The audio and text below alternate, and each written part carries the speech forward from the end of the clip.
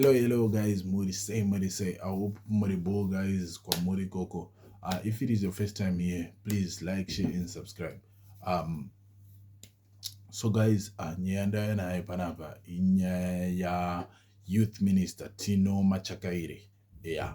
So vaenderwa kwamadzibaba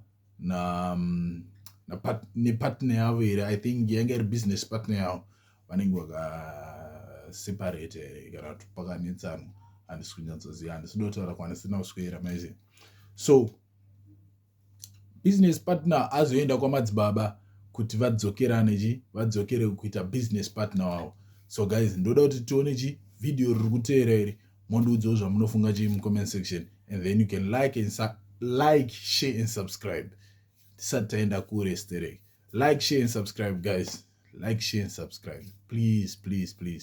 And ngatione video racho rinoteera. Oyo. Tinoda machakaire.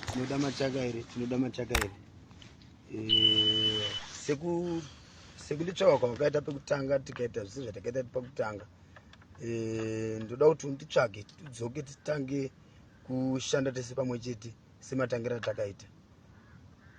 Saka pachatsva bepa ndoda kuti nemwoyo wako utsve ipapo udzoke kwandiri unditsvage sepakutanga.